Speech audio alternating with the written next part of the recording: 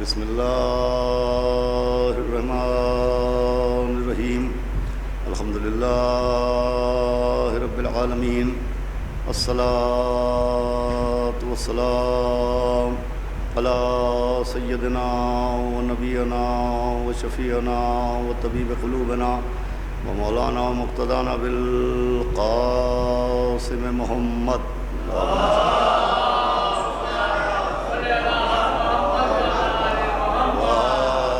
الطیبین الطاہرین المعصومین ولعنۃ اللہ علی اعدائہم اجمعین من یومنا ھذا الی یوم الدین اما بعد فقد قال اللہ سبحانہ تبارک و تعالی فی القرآن المجید والفرقان الحمید بسم اللہ الرحمن الرحیم ان الدین عند اللہ الاسلام. ایک صلوات پڑھ دیں.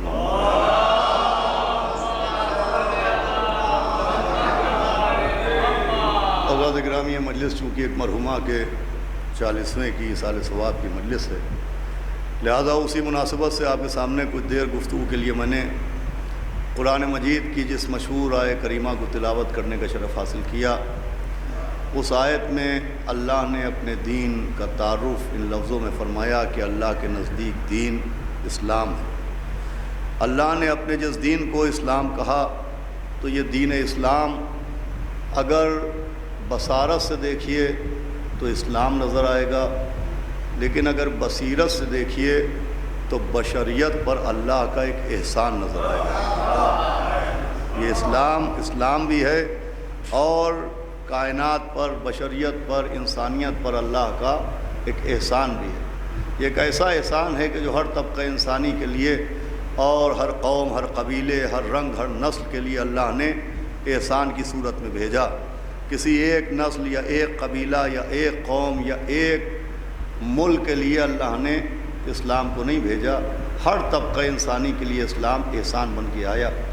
یہی سبب ہے کہ اگر کسی ایک قوم یا ایک قبیلے کے لیے اسلام ہوتا تو دامن اسلام میں صرف ابوذر نظر آتے، فارس کے سلمان نظر نہ آتے، یا فارس کے سلمان نظر آتے، حبش کے بلال نظر نہ آتے.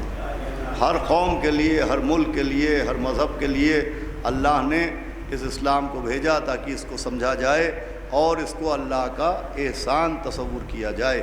یوں عزیزان گرامی، اسلام ہر طبقہ انسانی کے لیے ایک احسان بن کے آیا، مگر سب سے خاص احسان اسلام نے جس طبقے پر کیا وہ طبقہ خواتین ہے. ایک مومنہ کی مجلس ہے سال ثواب کی، لہذا اس مناسبت سے عرض کروں گا کہ طبقہ خواتین پر، عورتوں پر اسلام نے سب سے زیادہ نمایاں احسان کیا. اور اس لیے کہ جس وقت پیغمبر نے اعلان اسلام فرمایا اس وقت سب سے زیادہ ظلم و تشدد کا شکار، سب سے زیادہ ظلم کا نشانہ خواتین تھی. اور خواتین میں بھی اگر کوئی خاتون کنیز ہوتی تھی تو وہ جانوروں سے بدتر مانی جاتی تھی. اگر کوئی خاتون بیوہ ہو جاتی تھی تو وہ نحوست کی علامت مانی جاتی تھی. اگر کسی خاتون کی طلاق ہو جاتی تھی تو وہ نفرت کا شکار بنائی جاتی تھی. بہت توجہ سنیے گا، خواتین کا عالم اور خواتین کی حالت سب سے بدتر تھی. وہ ملک جو اس وقت بھی سب سے زیادہ تہذیب یافتہ ملک کہلاتا تھا مصر تھا، مگر مصر میں بھی جہاں کی تہذیب اور جہاں کا تمدن اور جہاں کا کلچر اور جہاں کی ایجوکیشن اور جہاں کی تعمیرات آج بھی دنیا میں مشہور ہیں، اس مصر میں بھی عورتوں کا یہ عالم تھا کہ اگر کوئی صاحب حیثیت عورت بھی اپنا عقد کرنا چاہتی تھی تو اسے اپنا مہر خود ادا کرنا پڑتا تھا. شریعت اسلامی یہ ہے کہ مہر لڑکا ادا کرتا ہے، مگر مصر میں عورتوں کی ذلت کا عالم یہ تھا کہ عورتوں کو اپنا مہر خود ادا کرنا پڑتا تھا. یہ مصر جیسے تعلیم یافتہ ملک کی بات تھی. آپ اندازہ لگائیں جب ایسے پڑھے لکھے ملک میں عورتوں کا یہ عالم تھا تو عرب کے جاہلوں کے بیچ میں عورت کا کیا عالم رہا ہوگا، عورت کی کیا حالت رہی ہوگی. تو عزیزان گرامی، سب سے زیادہ ظلم اور تشدد کا نشانہ خواتین تھی.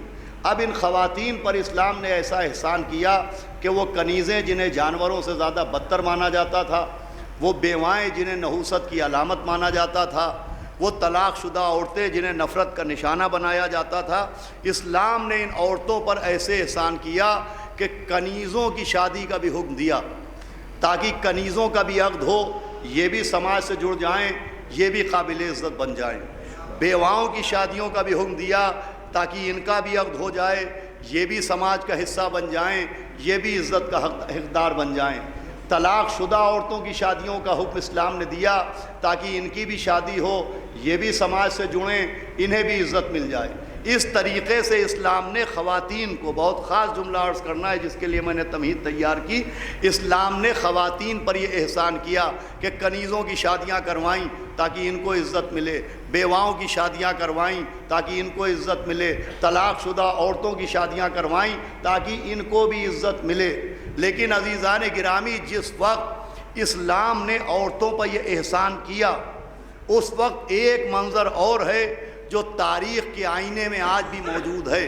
بھئی یہ جملہ و گفتگو کا آغاز ہوگا، اور وہ منظر یہ ہے کہ اسلام نے جن پر احسان کیا انہیں خواتین کہا گیا۔ بہت غور سے سنیے گا، اسلام نے جس پر احسان کیا اسے خاتون کہا گیا، لیکن اسلام پر جس نے احسان کیا اسے ختیجہ کہا گیا۔ ایک صلوات بھیجے محمد و آل محمد۔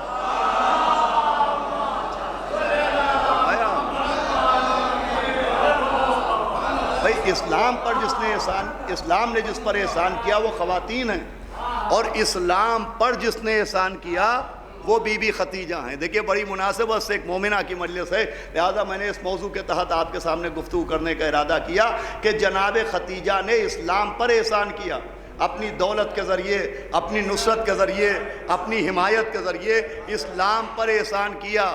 یہی وجہ ہے کہ جب تک بی بی ختیجہ دنیا میں رہیں پیغمبر نے عقد ثانی نہیں کیا۔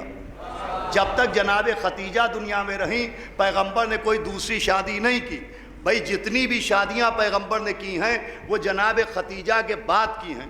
ہم کو کوئی بیوی ختیجہ کے ساتھ نظر نہیں آتی، جو نظر آیا وہ ختیجہ کے بعد نظر آیا۔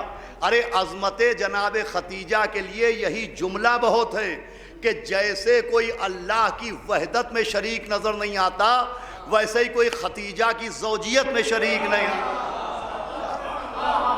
صلوات پڑھیں محمد و آل محمد۔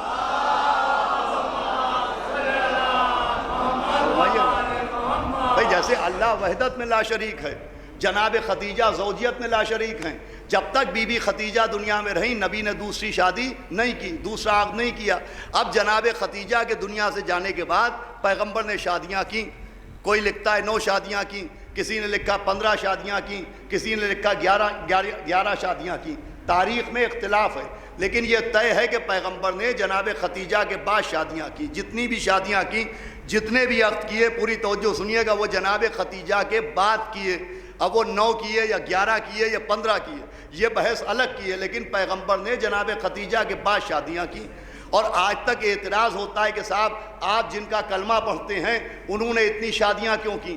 بہت غور سے سنیے گا، بہت اہم بات میں عرض کر رہا ہوں۔ بھائی پیغمبر اسلام نے اتنے عقد کیوں کیے؟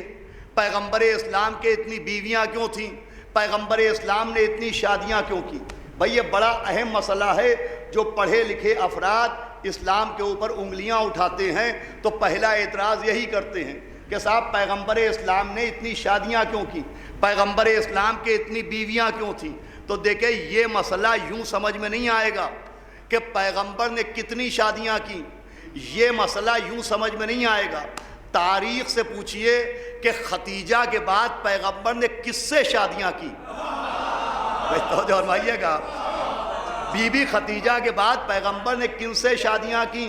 تاریخ کیا کہتی ہے؟ تو تاریخ یہ کہتی ہے کہ بی بی ختیجہ کے بعد پیغمبر نے جن عورتوں سے شادیاں کیں وہ سب امیر و کبیر نہیں تھیں، وہ سب حسین و جمیل نہیں تھیں، بلکہ پیغمبر نے کنیزوں سے بھی شادیاں کی جنہیں جانوروں سے بدتر بنایا گیا تھا۔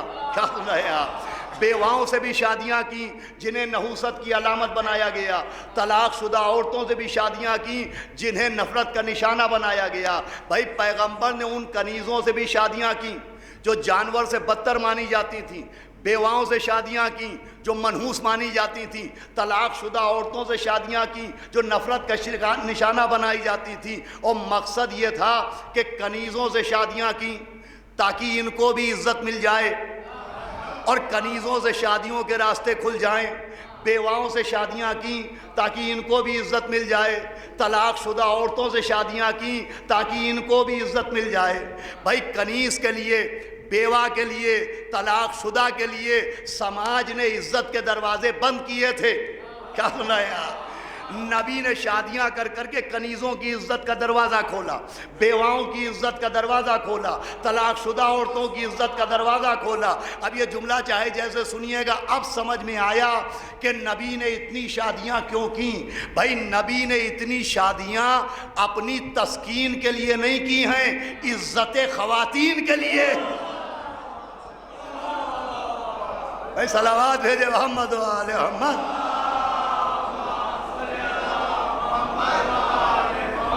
ایک صلوات اور پڑھ دے محمد و آل محمد اور ہمایا۔ بھئی نبی نے اپنی تسکین کے لیے نہیں، عزت خواتین کے لیے شادیاں کی کہ ان کو بھی عزت ملے۔ بھئی نبی نے کنیزوں سے بھی شادیاں کی ہیں، بیواؤں سے، جناب ام سلمہ بیوہ تھی ان سے شادی کی، زینب بنت حجش طلاق شدہ تھی، نبی نے ان سے شادیاں کی تاکہ وہ عورتیں جو سماج سے کٹ کے کنارے پہنچا دی گئی ہیں وہ بھی سماج سے جڑ جائیں، ان کو بھی عزت مل جائے۔ اب آپ متوجہ ہو گئے، اب عزت ملی۔ نبی نے جس سے شادی کی اس کو قرآن نے ایک لقب دیا، اور وہ لقب ام المومنین۔ توجہ فرمائیے گا، ازواج رسول کا لقب ہے ام المومنین۔ ام المومنین کا مطلب ہے مومنین کی ماں۔ دیکھیں ماں بڑا محترم لفظ ہے، ماں بڑا محترم لفظ ہے۔ اب چاہے جیسے سنیے گا، چاہے یہاں سمجھیے چاہے گھر جا کے سمجھیے، ماں بہت محترم لفظ ہے، لیکن تاریخ یہ کہتی ہے کہ ضروری نہیں ہے کہ لفظ کے محترم ہونے سے شخص بھی محترم ہو جائے۔ فرمائیے گا بھائی، ضروری نہیں ہے کہ لفظ کے محترم ہونے سے شخص بھی محترم ہو جائے۔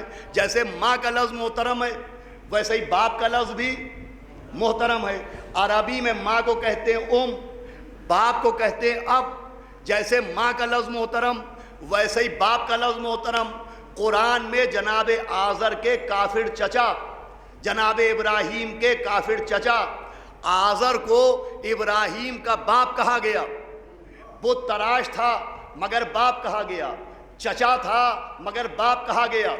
بھائی قرآن آزر کو ابراہیم کا باپ کہہ رہا ہے، لفظ محترم آیا مگر شخص محترم نہیں ہوا۔ بھائی باپ کہلوانے کی وجہ سے آزر محترم نہیں ہوا۔ اب اگر کوئی ہم سے کہے گا کہ صاحب قرآن نے ماں کہا ہے آپ احترام کیجئے، تو ہم کہیں گے آزر کو باپ کہا ہے پہلے آپ جھک کے سلام کیجئے۔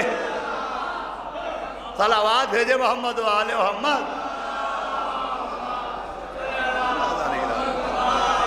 میں بڑے نازک سے موضوع کے اوپر آپ کے سامنے گفتگو کر رہا ہوں۔ تو بہرحال لقب ملا ام المومنین۔ ام المومنین، ام المومنین کا مطلب مومنین کی ماں۔ ام المومنین کا مطلب مومنین کی ماں۔ مجھے بتائیے جو ازواج رسول کو لقب ملا اس کا سبب کیا ہے؟ پوری توجہ رکھیے گا، اس کی وجہ کیا ہے؟ وہ جو ام المومنین کہلائیں تو سبب کیا ہے؟ تو سبب یہ نہیں ہے کہ انہیں ان کی ریاضت کی وجہ سے لقب ملا ہو، عبادت کی وجہ سے لقب ملا ہو، طہارت کی وجہ سے لقب ملا ہو، صرف نبی سے رشتے کی وجہ سے۔ توجہ فرمائیے گا، چونکہ نبی سے رشتہ ہو گیا لہذا انہیں لقب ملا ام المومنین۔ میں پوری توجہ چاہتا ہوں۔ اب قرآن پڑھ کے دیکھیے، جس قرآن میں ازواج کو ام المومنین کہا گیا اسی قرآن میں نبی کو غنی کہا گیا کہ بسم اللہ الرحمن الرحیم ووجدک عائلا فاغنا۔ اے نبی آپ غریب تھے، ہم نے آپ کو غنی بنایا، آپ مفلس تھے، ہم نے آپ کو مالدار بنایا۔ جس قرآن نے ازواج رسول کو ماں کہا اسی قرآن نے نبی کو مالدار کہا۔ مجھے بتائیے نبی مالدار کیسے بنے، نبی غنی کیسے بنے؟ تو اہل سنت عالم امام فخر الدین رازی نے اپنی تفسیر کبیر میں لکھا کہ اللہ نے جو اپنے نبی کو غنی بنایا تو امت کے چندے سے غنی نہیں بنایا، ختیجہ کے خزانے سے غنی بنا۔ توجہ ہے آپ کی؟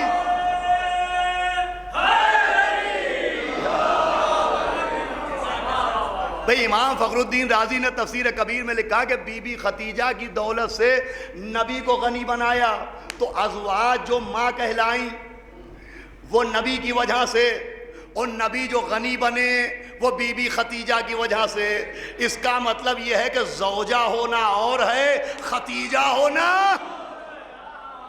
صلوات بھیجے محمد و آل محمد۔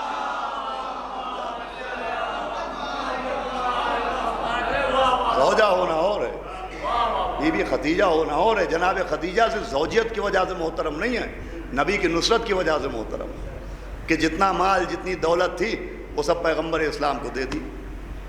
اپنا سارا خزانہ، اپنی ساری پراپرٹی جناب خدیجہ نے پیغمبر کو دے دی۔ اب دیکھیں میرا حافظہ کمزور ہے، میں آپ سے پوچھتا ہوں کہ وہ اتنی دولت جو بی بی خدیجہ نے پیغمبر اسلام کے حوالے کی، وہ اپنا سارا خزانہ پیغمبر کو دے دیا، تو مجھے یاد نہیں آتا، آپ یاد کر کے بتائیے کہ اس دولت خدیجہ سے نبی نے کتنے فلیٹ خریدے؟ اس دولت خدیجہ سے نبی نے کتنی پراپرٹی خریدی، کتنی جائیداد خریدی، کتنے باغات خریدے، کتنے مکانات خریدے؟ بھائی اس دولت سے نبی نے کیا کیا؟ وہ دولت جو جناب خدیجہ نے پیغمبر کے ہینڈ اوور کر دی، اس کا استعمال نبی نے کیا کیا؟ کتنی پراپرٹی خریدی، کتنے فلیٹ خریدے؟ کہ صاحب اس دولت کا نبی نے اپنے لیے صرف نہیں کیا، اسی دولت سے تو غریبوں کی مدد کی ہے، اسی دولت سے بے گھروں کو گھر دیے، بے زروں کو زر دیے، بھوکے کو غذا دی، برہنہ کو ردا دی۔ بھائی اسی دولت سے نبی نے یتیموں کی مدد کی، اسی دولت خدیجہ سے بیواؤں کی امداد کی، اسی دولت خدیجہ سے بے سہاروں کو سہارا دیا۔ بھائی جناب خدیجہ نے جو مکے میں اپنا خزانہ پیغمبر کو دیا، اسی خزانے کی وجہ سے ایک اسلامک ڈپارٹمنٹ بنا۔ بھائی پڑھے لکھے لوگ بیٹھے ہیں، اس اسلامک ڈپارٹمنٹ کا نام ہے بیت المال۔ تو جو فرما رہے ہیں آپ، بھائی مدینے میں ایک ادارہ بنا، ایک ڈپارٹمنٹ بنا جس کا نام ہے بیت المال۔ تو یہ جو بیت المال نام کا شجر بنا، یہ بی بی خدیجہ کے خزانے کے بیج سے نکلا ہے۔ تو جو فرما رہے ہیں آپ، یہ تخم خزانے خدیجہ کا نتیجہ ہے، بیت المال بنا۔ بیت المال کا مطلب مال و منان والا گھر۔ اسی گھر میں جو دولت جمع ہوتی تھی اس سے نبی بیواؤں کی مدد کرتے تھے، یتیموں کی مدد کرتے تھے، مگر یہ بیت المال بنا جناب خدیجہ کی دولت کی وجہ سے۔ اب دو گھر نظر آئے تاریخ میں، مکے میں بیت اللہ نظر آیا، مدینے میں بیت المال نظر آیا۔ ارے توجہ فرمائیے گا، ایک گھر ہے مکے میں جس کا نام ہے بیت اللہ، ایک گھر ہے مدینے میں جس کا نام ہے بیت المال۔ ہم نے پوچھا بیت اللہ کیسے بنا؟ کہ خلیل کی محنت کی وجہ سے۔ ہم نے پوچھا بیت اللہ کیسے بنا؟ کہ خلیل کی محنت کی وجہ سے۔ ہم نے کہا بیت المال کیسے بنا؟ کہ خدیجہ کی دولت کی وجہ سے۔ توجہ فرمائیے گا، ایک گھر خلیل کی محنت کا نتیجہ، ایک گھر خدیجہ کی دولت کا نتیجہ۔ ایک گھر بنا خلیل کی محنت کی وجہ سے، یہ جملہ آپ کے حوالے، ایک گھر بنا جناب خدیجہ کی دولت کی وجہ سے۔ مگر ایک فرق بھی رہا، جو گھر خلیل کی محنت کی وجہ سے بنا وہ امیروں کے حج کے کام آیا، اور جو خدیجہ کی دولت سے بنا وہ غریبوں کی مدد کے کام۔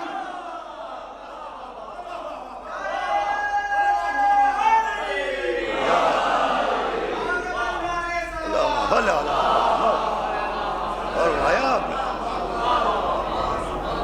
یہ مسئلہ ہے، زوجہ ہونا اور ہے، خدیجہ ہونا اور ہے، زوجہ ہونا اور ہے، خدیجہ ہونا اور ہے۔ زوجہ کا مرتبہ یہ ہے کہ ام المومنین کہا گیا ہے، لیکن ایک قابل غور بات ہے، ام المومنین کا مطلب ہے مومنین کی ماں، لیکن میرا چیلنج ہے قرآن میں بسم اللہ سے والناس تک انہیں ام المومنین کہا گیا ہے، ام المومنین والمومنات نہیں کہا گیا ہے۔ بھئی چاہے جیسے سنیے گا، پڑھنا میرا کام ہے، سمجھنا آپ کا کام ہے۔ ام المومنین کہا گیا ہے، ام المومنین والمومنات نہیں کہا گیا ہے۔ مومنین کا مطلب ہوتا ہے مومن مرد، اور مومنات کا مطلب ہوتا ہے مومنہ عورتیں۔ بھائی ایک لفظ آتا ہے مومن، ایک مومنہ، مومن کی جمع مومنین ہے، مومنہ کی جمع مومنات ہے، تو مومنین کا مطلب ہے مومن مرد، اور مومنات کا مطلب ہے مومن عورتیں۔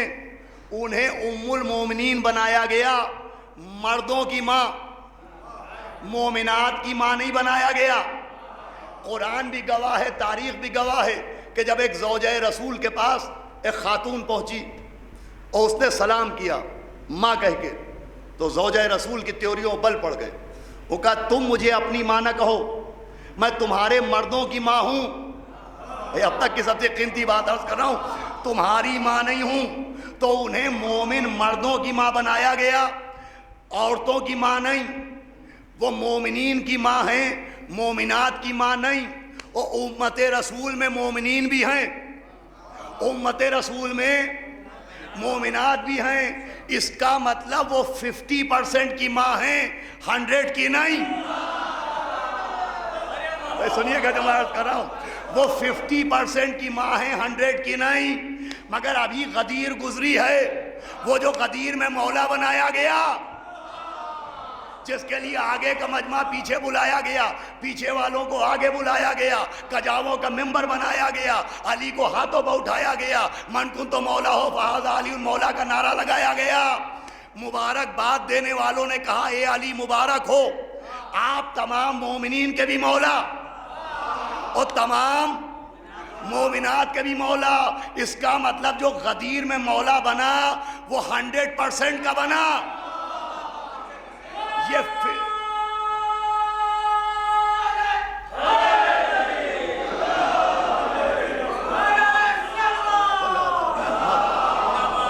سنیے گا بھائی، غدیر میں مولا علی 100% کے مولا بنے، یہ 50% کی ماں بنی۔ اب لعنت ہو ایسی عقلوں پر کہ 50% کی ماں سمجھ میں آتی ہے، 100% کا مولا۔ آواز بھیجے محمد و آل محمد۔ سمجھے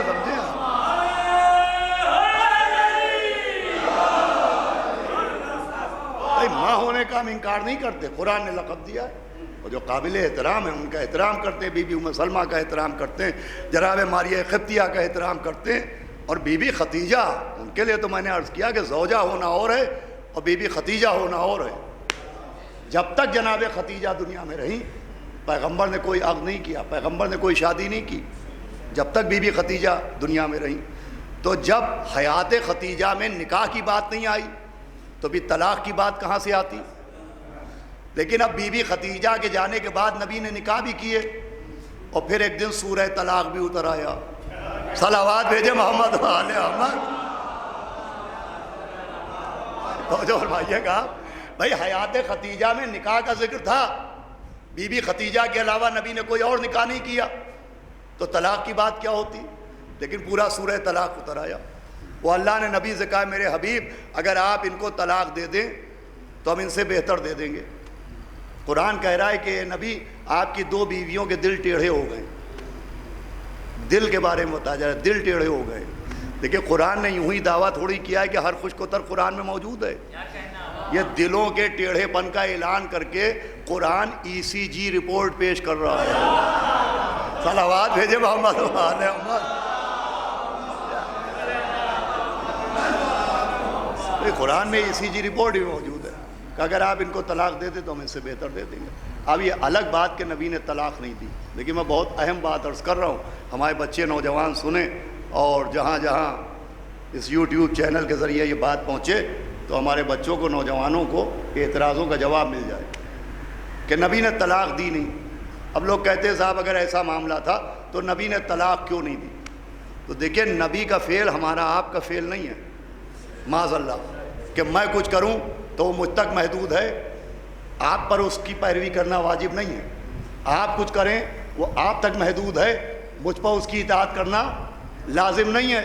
لیکن پیغمبر کے لیے قرآن اعلان کر رہا ہے بسم اللہ الرحمن الرحیم، لقد کان لکم فی رسول اللہ اسوۃ حسنہ۔ بسم اللہ الرحمن الرحیم قل ان کنتم تحبون اللہ فاتبعونی یحببکم اللہ ویغفر لکم ذنوبکم واللہ غفور الرحیم، کہ نبی کی اتباع کرنا واجب، نبی کی سیرت پر چلنا لازم۔ ہم جو کریں وہ کسی کے لیے حجت نہیں ہے، پوری توجہ سنیے گا، لیکن پیغمبر اسلام جو عمل کریں وہ عمل کہلاتا ہے سنت، اور سنت کے دامن میں ہوتا ہے ثواب۔ ایک صلوات پڑھے محمد و آل محمد۔ سنیے گا نبی نے طلاق کیوں نہیں دی۔ ہم جو کریں وہ کسی کے لیے حجت نہیں ہے، مگر نبی جو عمل کریں وہ عمل کہلاتا ہے سنت، اور سنت کے دامن میں ہوتا ہے ثواب۔ بھائی سنت رسول پر چلنے کا ثواب ہے۔ بھائی نبی نے نکاح کیے تو نکاح کرنا سنت رسول کہلاتا ہے۔ شادیوں میں آپ نے صیغے سے پہلے خطبہ سنا ہے، پڑھا جاتا ہے النکاح من سنتی، کہ نبی نے فرمایا نکاح کرنا۔ اب میں دیکھتا ہوں اس محنت کا نتیجہ آپ کیا دیجیے گا۔ نبی نے فرمایا نکاح کرنا میری سنت ہے، تو نبی نے نکاح کیا تو نکاح کرنا سنت بن گیا۔ اب اگر نبی طلاق دے دیتے، کیا سنایا، تو طلاق دینا بھی نبی کی سنت بن جاتا، اور بھی گھروں میں عذاب کی وجہ سے طلاق نہ ہوتی، ثواب کی وجہ سے توجہ فرمائیے گا۔ بھائی عذاباً طلاق نہ ہوتی، ثواباً طلاق ہوتی، طلاق طلاق طلاق نہ ہوتی، طلاق ہی طلاق ہوتی۔ صلوات بھیجے محمد و آل محمد۔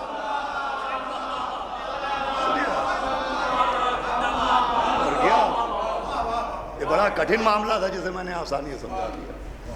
بھائی نبی کا کتنا بڑا احسان ہے خواتین پر، میں عرض کر رہا تھا نا خواتین پر خاص احسان ہے۔ پیغمبر کا کتنا بڑا احسان ہے کہ پیغمبر نے کچھ کو برداشت کر کے کروڑوں کو بچا لیا۔ صلوات بھیجے محمد و آل محمد۔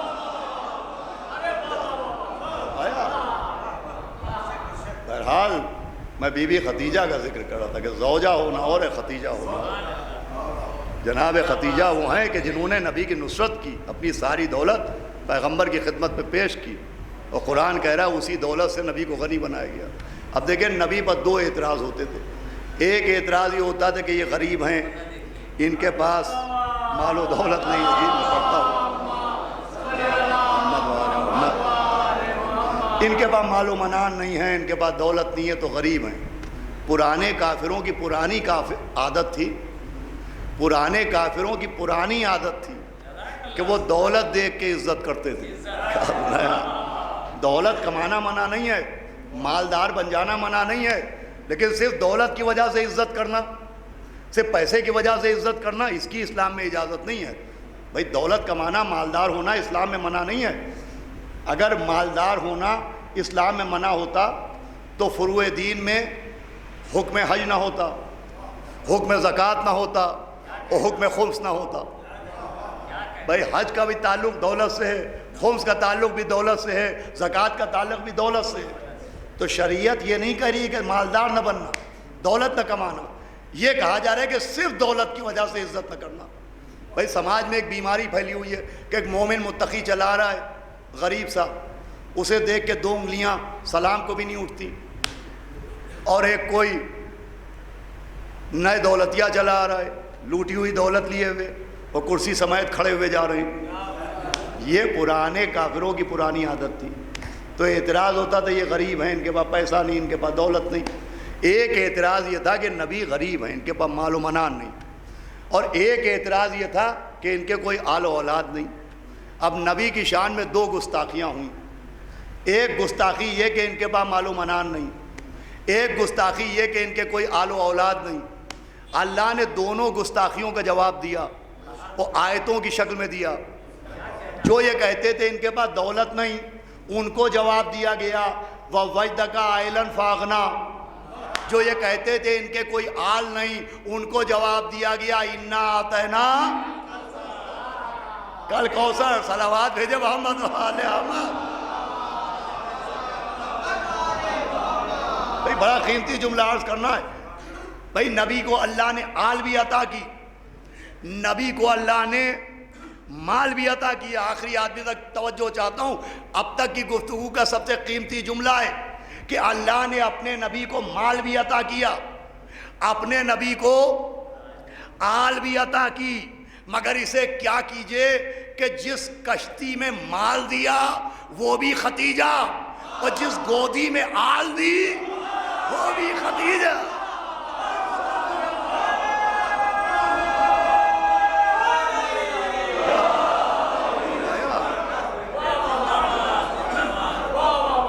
فرمایا آپ نے جس کشتی میں مال عطا کیا وہ بھی ختیجہ ہے، اور جس گودی میں آل عطا کی وہ بھی ختیجہ۔ مال و منان کا ذریعہ بھی بی بی ختیجہ کو بنایا، آل و اولاد کا ذریعہ بھی بی بی ختیجہ کو بنایا۔ میں نے اس لیے عرض کیا کہ ایک مرحومہ کے ایصال ثواب کی مجلس ہے، ان کی روح کی تسکین، ان کے درجات کی بلندی کے لیے اس سے بہتر کوئی ذکر ہو نہیں سکتا۔ اور بی بی ختیجہ کے احسانات میں نے عرض کیا کہ اسلام نے جن پر احسان کیا وہ خواتین ہیں، اور خواتین پر جس نے احسان کیا، اور اسلام پر جس نے احسان کیا وہ بی بی ختیجہ ہیں۔ جناب ختیجہ نے اسلام پر احسان کیا، اور ایک احسان تو ایسا کیا ہے کہ کوئی ترازو نہیں بنی جو اس احسان کو تول سکے۔ اس احسان کا نام ہے وجود فاطمہ۔ صلوات بھیجے محمد علیہ محمد۔ اس احسان کا نام ہے وجود سیدہ۔ اللہ اکبر۔ یہ جناب ختیجہ کا احسان ہے کہ کائنات آج آل سیدہ ہی کی وجہ سے زندہ ہے، دنیا آج اولاد سیدہ ہی کی وجہ سے باقی ہے۔ یہ اسلام کے چہرے پر جو غازہ ہے یہ مسلمانوں کی محنت کا نتیجہ نہیں ہے، اولاد سیدہ کی قربانیوں کا نتیجہ ہے۔ یہ جو جس میں اسلام میں آج قوت و طاقت ہے یہ مسلمانوں کی قوت کا نتیجہ نہیں ہے، یہ خون سیدہ کا نتیجہ ہے، اور سیدہ جناب ختیجہ کے احسان کا نام ہے۔ بس عزیزان گرامی، میں نے ذکر اس لیے کیا کہ ایک مرحومہ کی مجلس ہے، ایک ماں کی مجلس ہے، لہذا بہتر یہ تھا کہ جناب سیدہ کی ماں کا ذکر کیا جائے، اس لیے کہ رشتوں میں سب سے بڑا رشتہ ماں کا ہوتا ہے، اور ہر قوم کی ماں اپنے بچوں پر احسان کرتی ہے۔ اللہ مرحومہ کے درجات کو بلند کرے، مولانا نسیم صاحب کو، ان کے سارے بھائیوں کو، مرحومہ کے بیٹوں کو، ان کے رشتہ داروں کو توفیق صبر عطا کرے۔ ہر قوم کی ماں اپنے بچوں پر احسان کرتی ہے، لیکن خدا کی قسم ہماری ماؤں نے جیسا احسان ہم پر کیا ہے ایسا احسان کوئی ماں نہیں کر سکتی۔ ہر قوم کی ماں اپنے بچے کو دولت دیتی ہے، صحت دیتی ہے، غذا دیتی ہے۔ ہماری مائیں وہ ہیں جنہوں نے ہمیں عشق اہل بیت عطا کی ہے۔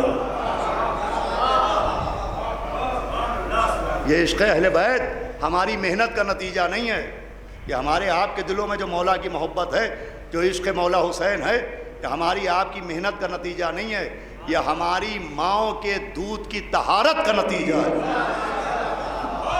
بھائی یہ جملہ میرے بچے، میرے نوجوان یاد رکھیں، یہ محبت اہل بیت کی کشتی جو ہمارے دلوں کے ساحل پہ آ کے رکی ہے، یہ پانی کے دریا سے ہو کے نہیں آئی ہے، یہ ماں کے دودھ کے سمندر سے ہو کے آئی ہے۔ یہ ہماری ماؤں کا نتیجہ ہے۔ یہ جو آج مولا کے ذکر پہ آپ خوش ہوتے ہیں، یہ کریڈٹ ماں کو جاتا ہے۔ یہ جو مولا علی کا نام سن کے آپ نعرہ لگاتے ہیں، یہ کریڈٹ ماں کو جاتا ہے۔ یہ جو آپ دامن تشیع سے وابستہ ہیں، یہ کریڈٹ ماں کو جاتا ہے۔ اور یہ جو ہائے حسین پر چہرے اتر جاتے ہیں، آنکھوں میں آنسو چمکنے لگتے ہیں، لب لرزنے لگتے ہیں، یہ سارا کریڈٹ بھی ماں کو جاتا ہے۔ اسی لیے امام نے فرمایا جب اپنے دلوں میں ہماری محبت کی ٹھنڈک محسوس کرنا تو اپنی ماں کے حق میں دعا کرنا۔ یہ جو ایام عزا آئیں گے اور گھر میں فرش عزا بچھانے کی تیاریاں ہیں، یہ ہم کو ہماری ماں سے دولت ملی ہے، یہ ساری دولت ہماری ماں نے عطا کی ہے، یہ سارا کریڈٹ ماؤں کو جاتا ہے، اور ہماری ماؤں کو یہ درس کربلا کی ماؤں سے ملا ہے۔ ایسی مائیں آسمان کی آنکھوں نے نہیں دیکھی، ایسی مائیں آسمان کی آنکھوں نے نہیں دیکھی۔ بھائی بڑی معتبر روایت کا ایک جملہ سناتا ہوں آپ کو کہ کربلا میں 8 اور ایک 9 مائیں ایسی تھیں کہ جب ان کے بچے ذبح ہو رہے تھے تو در خیمہ پر کھڑی ہوئی دیکھ رہی تھی۔ انشاءاللہ روتے ہوئے اٹھیے گا، اللہ مرحومہ کو جوار معصومہ میں جگہ دے، ان کے درجات بلند ہوں، ان کے فرزندوں کو توفیق عطا۔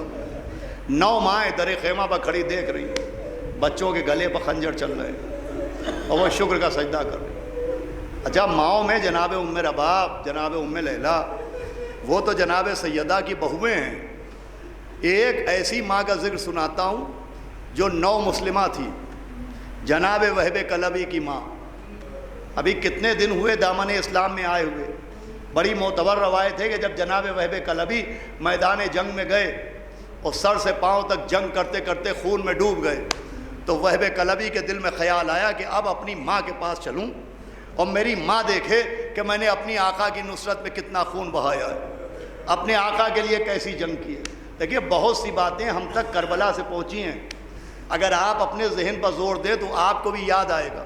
مجھے تو اچھی طرح یاد ہے، ہم آپ بچپن میں جب زنجیر کا ماتم کرتے تھے اور پیٹھ سے خون نکلنے لگتا تھا تو سیدھے دوڑتے ہوئے اپنی ماؤں کے پاس آتے تھے کہ ہماری ماں دیکھ لے کہ ہم نے امام حسین کے غم میں زنجیر لگائی ہے، ہم نے امام حسین کی محبت میں خون بہایا ہے۔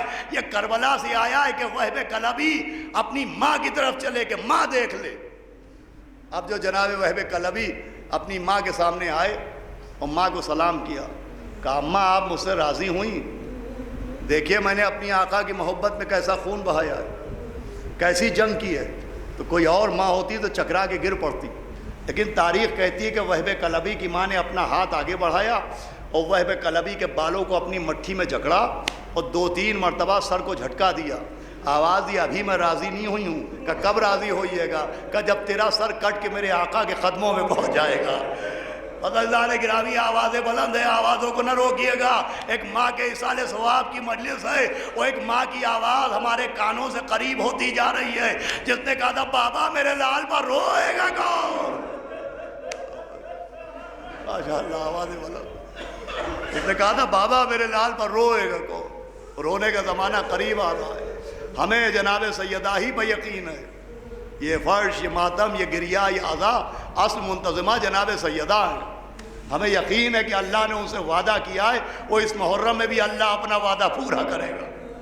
یہ ممکن ہی نہیں کہ وہ فرش میں آئیں اور بغیر آنسوؤں کے چلی جائیں۔ تو میں عرض کر رہا تھا، یہ مائیں کربلا میں ایسی مائیں آسمان کی آنکھوں نے نہیں دیکھی۔ ایک ماں کا قصہ اور سناتا ہوں۔ جناب مسلم ابن اوسجا کا نام تو اچھی طرح یاد ہے آپ کو۔ وہ مسلم ابن اوسجا کہ جب شب عاشور امام نے کہا کہ جسے جانا ہو چلا جائے، میں چراغ کو گل کیے دے رہا ہوں، تو سب سے پہلے مسلم ابن اوسجا نے کہا تھا کہ اگر قینچی سے مہین مہین ٹکڑے کر دیے جائیں تب بھی آپ کو چھوڑ کے نہیں جائیں گے۔ فرزند رسول، آپ امام ہیں، رتبہ آپ کا بلند ہے، لیکن آپ سن میں بہت چھوٹے ہیں، میں نے آپ کو گودوں میں اٹھایا ہے۔ اللہ اکبر۔ وہ مسلم ابن اوسجا، عاشور کا دن تھا، مولا حسین مسلم ابن اوسجا کا لاشا لے کے آئے، وہ خیمے کے دروازے پر رکھا تھا کہ اتنے میں کانوں میں آواز آئی کہ کوئی چھوٹا سا بچہ امام حسین کی شان میں شعر پڑھ رہا ہے۔ بہت معتبر روایت ہے یہ بھی کہ ایک چھوٹا سا بچہ قصیدہ پڑھ رہا ہے۔ اب مجھے پورا قصیدہ عربی کا نہیں یاد ہے، لیکن ایک مصرع یاد ہے کہ ایک بچہ پڑھ رہا تھا کہ حسین و امیری و نعم الامیر، کہ میرا امیر میرا حسین ہے اور کون ہے میرا جیسا۔ آپ سوچئے، جہاں لاشوں کے ڈھیر لگے ہوں، جہاں کٹے ہوئے اعضائے بدن پڑے ہوں، جہاں خون کی خوشبو پھیلی ہو، جہاں سنسناتے ہوئے تیر چل رہے ہوں، وہاں ایک چھوٹا سا بچہ شعر پڑھ رہا ہے کہ میرا امیر میرا حسین ہے، کون ہے میرا حسین جیسا۔ آوازیں بلند ہو رہی ہیں۔ اب جو امام نے دیکھا تو ایک 9 یا 10 سال کا لڑکا، سر پہ امامہ جنگ بندھا ہے، کمر میں بڑی سی تلوار لگی ہے، اور جھومتا ہوا امام حسین کی شان میں شعر پڑھتا چلا آ رہا ہے۔ اور پھر امام کے قریب پہنچ کے امام کو سلام کیا۔ امام نے پوچھا تیرے سر پہ امامہ کس نے باندھا؟ کہا آقا میری ماں نے باندھا ہے۔ کہا تیری کمر میں تلوار کس نے لگائی؟ کہا آقا میری ماں نے تلوار لگائی ہے۔ جملہ سنیے گا انشاءاللہ، تڑپ اٹھیے گا۔ ایک مرتبہ امام نے بچے سے پوچھا امامہ کس نے باندھا؟ بچے نے کہا میری ماں نے باندھا ہے۔ کہا تلوار کس نے لگائی؟ بچے نے کہا میری ماں نے تلوار باندھی ہے۔ کہا تیرے باپ کا نام کیا ہے؟ امام نے بچے سے پوچھا تیرے باپ کا نام کیا ہے؟ تو بچے نے فخر سے اپنا سینہ چوڑا کیا اور کہا آقا میرے باپ کا لاشا آپ کے قدموں میں پڑا ہے۔ اللہ اکبر۔ یہ جناب مسلم ابن اوسجا کا بیٹا تھا، باپ کا لاشا زمین پر پڑا ہے، بچہ امام کی شان میں شعر پڑھ رہا ہے۔ بہت معتبر روایت ہے، ہمارے جید علماء نے، شیخ عباس قمی نے نفس المحموم میں اور علامہ مجلسی نے بہار میں اور دوسری مقتل کی کتابوں میں روایت ضرور ملتی ہے کہ میرے باپ کا لاشا آپ کے قدموں میں پڑا ہے۔ ایک مرتبہ امام کی آنکھوں سے آنسو بہنا شروع ہوئے، آپ نے فرمایا سنو، اپنی ماں کو ہمارا سلام کہہ دو اور کہہ دو اب تم کو مرنے کے لیے نہ بھیجیں، اس لیے کہ تمہارا باپ تمہیں قیامت میں بخشوانے کے لیے بہت ہے۔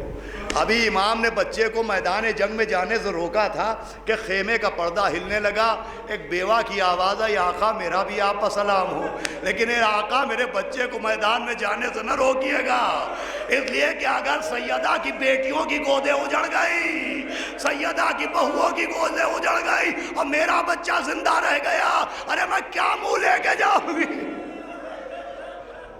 اللہ ماشاء اللہ، آوازیں بلند ہے، مجلس تمام ہے، خوب رو لیا۔ یہ مائیں ان سے ہمیں ملا، اور پھر ان ماں کو اس ماں سے ملا، اس ماں کا صدقہ ملا کہ جو 18 برس کے سن میں اپنا مرثیہ اپنے آپ پڑھتی تھی۔ بابا ارے وہ مصیبتیں پڑیں جو دنوں میں پڑتی تو مثل شب تاریک ہو جاتے۔ بابا میرا گھر جلا دیا گیا، بابا میری پسلیاں توڑ ڈالی گئی، بابا میرا محسن مار ڈالا گیا، بابا تم نے مجھے صدیقہ کہا تھا، ارے مجھے دھرے دربار میں جھٹلایا گیا۔ بس اللہ علیہ گرامی مجلس تمام۔ وہ بی بی جو 3 جماعت الثانی کو دنیا سے گئی، مولا علی نے غسل دیا، کفن پہنایا، میت کو صحن خانہ میں رکھا، آواز دی آؤ زینب و کلثوم اماں کو الوداع کہو۔ بیٹیوں نے ماں کو سلام آخر کیا کہ میرے لال حسن اپنی اماں کو خدا حافظ کہو۔ مولا حسن نے رخسارے پر رخسارہ رکھ دیا۔ ایک مرتبہ امام نے دیکھا کہ مولا حسین دیوار سے ٹیک لگائے سزک سزک کے رو رہے ہیں، آواز دی میرے لال حسین کیا آپ اپنی اماں کو الوداع نہ کہیں گے؟ امام نے ہاتھ جوڑے کہ بابا میری ماں افضل ہے کہ عیسیٰ کی ماں، کہ میرے لال تیری ماں فخر مریم ہے، کہ بابا جب مریم دنیا سے گئی تھی تو عیسیٰ کو سینے سے لگایا تھا، بابا جب تک اماں نہ بلائے گی یہ حسین نہ اٹھے گا۔ لیجئے کفن کے بند ٹوٹے، 2 ہاتھ نکلے، آ میرے لال ارے میرے سینے سے لگ جا۔ امام نے منہ بمنہ رکھ دیا، ارے اماں آج تم نے بلایا میں آ گیا، ارے کل کربلا میں میں آواز دوں گا جب میرے عباس کے بازو کٹ چکے ہوں گے، میرے اکبر کا سینہ چھن چکا ہوگا، میرا قاسم پامال ہو چکا۔ اے اماں تب میں آواز دوں گا، آپ آئیے۔ تو آئیں سیدہ، آئیں سیدہ کربلا میں آئیں۔ بیٹے نے کہا تھا نا کہ اماں تم آنا، بس 1 منٹ مجلس تمام۔ سیدہ آئیں، لیکن عزیزوں کلیجہ پھٹ جائے گا کب آئیں؟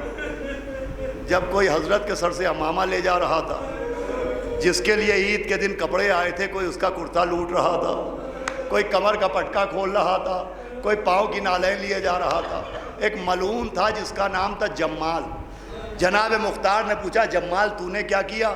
تو جمال کہتا ہے میں بھی لاش حسین کے پاس پہنچا کہ مجھے بھی کچھ لوٹ کے مل جائے، لیکن نہ کرتا نظر آیا، نہ کمر میں پٹکا نظر آیا، نہ پیروں میں نالین نظر آئی۔ جمال کہتا ہے اب جو میں نے غور سے دیکھا تو امام حسین کی انگلی میں ایک انگوٹھی چمک رہی تھی۔ عزیزوں مجلس تمام ہو گئی۔ جمال کہتا میں نے انگوٹھی اتارنا چاہی مگر انگلیاں اتنی زخمی تھی کہ انگوٹھی نہ اتری، تو میں نے خنجر کو نکالا اور امام کی انگلی کو کاٹنا شروع کیا۔ جمال کہتا جب میں انگلی کاٹ رہا تھا تو ایک بی بی کی آواز آ رہی تھی، ارے جمال میں نے چکیا پیس کے حسین کو پالا ہے، ارے جمال میرے لال نے تیرا کیا